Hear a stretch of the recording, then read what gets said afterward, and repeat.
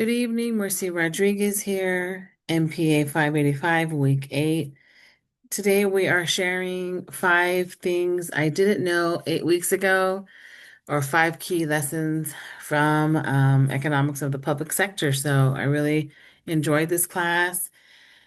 And here are the 5 things that I did not know. Government roles, public goods, market failures, taxation, trade-offs. This is how I narrowed it down.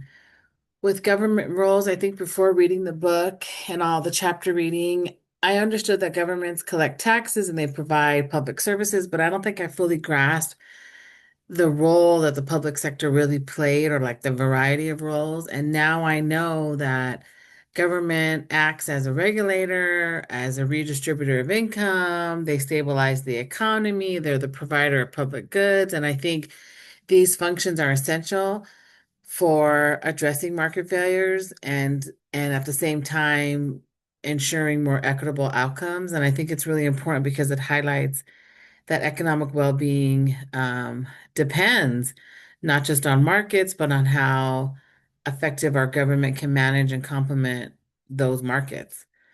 With market failures, I think it justifies government intervention. So 8 weeks ago, I really had no idea 100% of what a market failure meant. But the book gave me a really clear understanding. Market failures occur when the market alone does not allocate resources efficiency, if I'm sorry, effectively. And in the case of public goods and externalities, monopolies, and information, um, it just matters. It's recognizing these failures help explain why policies like environmental regulations, healthcare, educational funding, they're not just political choices, but they're economic necessities. And so that was really key for me as well. With public goods, they are fundamentally different from private goods.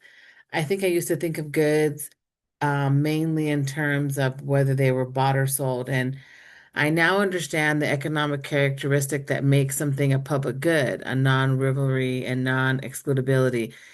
Um, I used the example earlier in the course about national defense, and why markets underprovide these goods, but they require government involvement. So I think public goods are fundamentally different from private goods, and I think it's important because the distinction helps me analyze why some services are better delivered publicly than privately.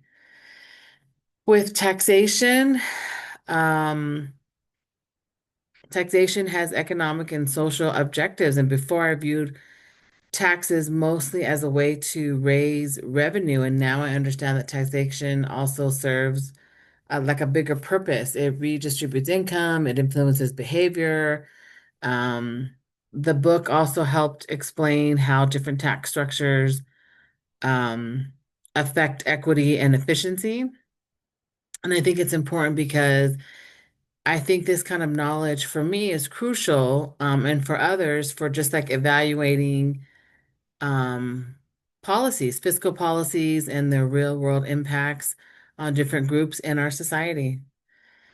With the public sector, decision making involves trade-offs. So with trade-offs, I learned that government policies often face efficiency equity trade-offs. So, an example, increasing taxes on high income earners might promote fairness, but could also reduce economic incentives in certain cases. So, understanding concepts like cost benefit analysis and public choice theory gave me insight into how these trade-offs are navigated in practice. And I think it's important because recognizing these complexities help me think more critically about policy debates and maybe avoid oversimplified views.